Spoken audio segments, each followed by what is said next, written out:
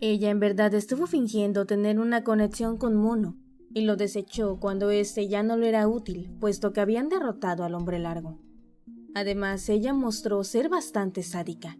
Se calentó en el fuego que quemaba vivo al doctor, mientras que le rompió la cabeza a uno de los niños de cerámica que no nos estaba atacando, entre otras cosillas raras más.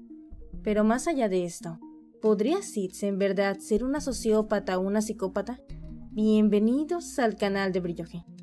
Varios me enviaron esta teoría diciendo que ella solo fingía ser amiga de Mono, y por eso al final lo dejó caer, puesto que ya no lo necesitaba.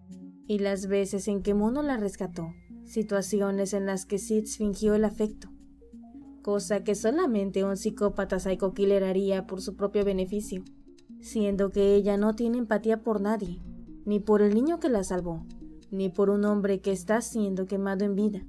Aunque yo les digo que puede que todas estas acciones tienen explicación, siendo que no hizo nada tan hardcore como para considerarla una psicópata. Sociópata tal vez, pero psicópata no. Ya sé que estas dos palabras son muy parecidas, así que primero veamos qué chingados significan. La principal diferencia es que la psicopatía es una condición con la que se nace, mientras que un sociópata se hace en el transcurso de su vida.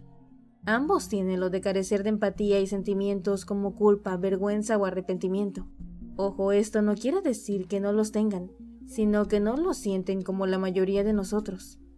Los psicópatas tienden a ser impulsivos, sin mucha o ninguna provocación para esta impulsividad, mientras que los sociópatas pueden reaccionar de distintas maneras según sus experiencias de vida, y aquí es donde entra nuestra queridísima Sid. Si bien se ve que ella tiene tendencias violentas, habrá que tomar en cuenta que el mundo donde ella creció y las cosas que tuvo que pasar fueron algo difíciles. Una de las escenas claves que muchos toman para decir que ella es una psicópata es su agresividad contra los muñecos de cerámica. Sin embargo, si prestamos atención, es posible que ella hubiera pasado ahí el tiempo suficiente como para aprender a sobrevivir en este ámbito, siendo que los niños son extremadamente agresivos, entre ellos, tanto con ella. Al ingresar a la escuela vemos que hay unos trapos amarrados a forma de cuerda. Es posible que ella haya escapado por aquí.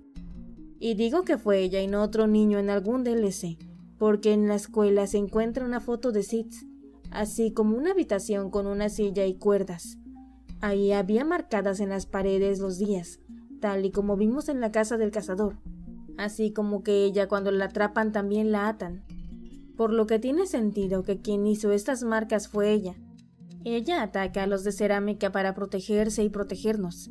Sabe que aunque estén distraídos, y nos podríamos ir detrás de ellos sin que nos atacaran.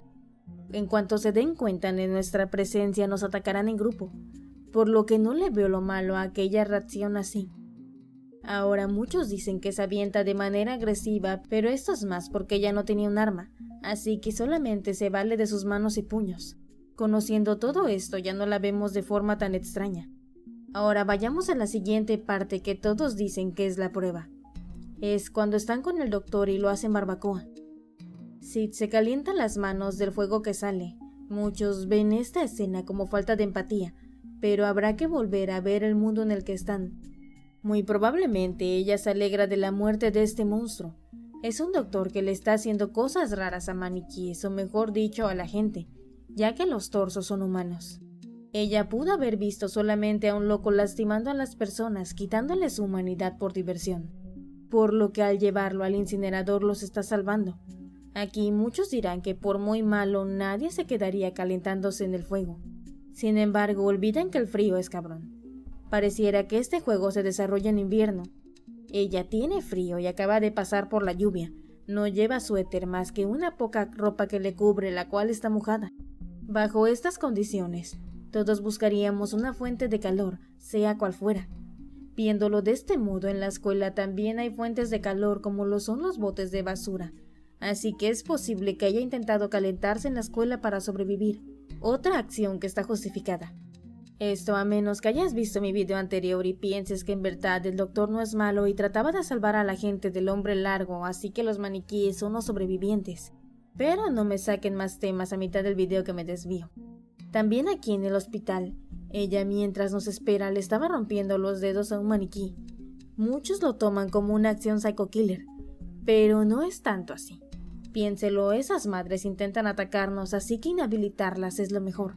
Por otro lado, es una niña que está aburrida, así que déjenla jugar con un maniquí. Sobre Mono, muchos dicen que el vínculo lo fingió todo el tiempo, pero en verdad no se sabe mucho ya que no hablan. Lo único que vemos es que se toman de las manos, que se quedan viendo y que huyen juntos de monstruos ayudándose mutuamente. Al principio Sid está en la casa del cazador. Ahí está atrapada, pero tiene una caja de música y juguetes. Es algo extraño, ya que Sid se la quería comer para que le da juguetes.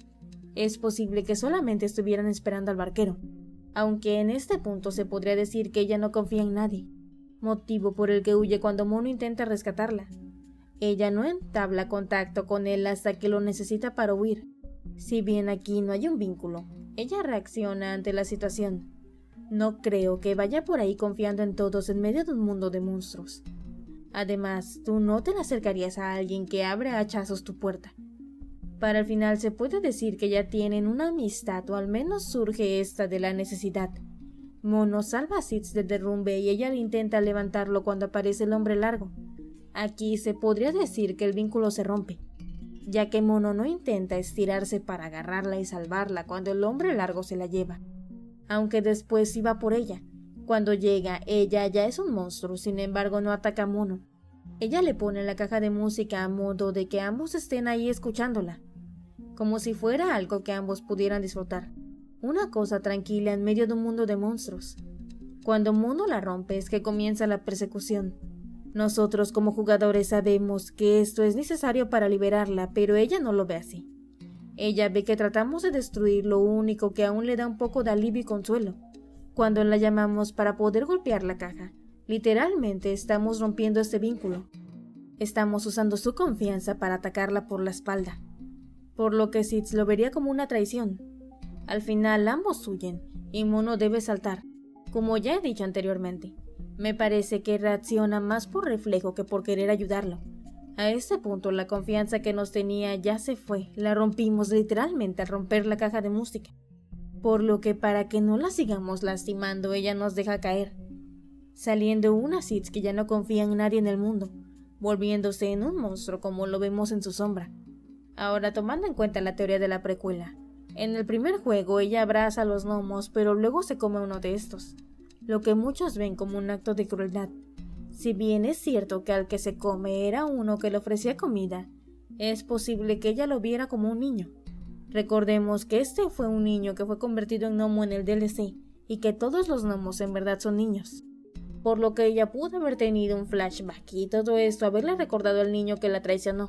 Lo mismo en los cómics, cuando ella llega a refugiarse con los otros niños, ellos primero la rechazan, aunque permiten que se quede, no la incluyen en su círculo de amigos, aunque tampoco es que ella intente entablar conversación con ellos, por lo que podríamos decir que no es mala.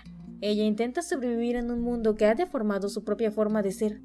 Los niños que crecen en ambientes hostiles normalmente son agresivos, lo que es solamente un medio de adaptación para poder sobrevivir. Y hasta aquí el video. No olvides darle like, suscribirte y compartir con fanáticos de Little Nightmares.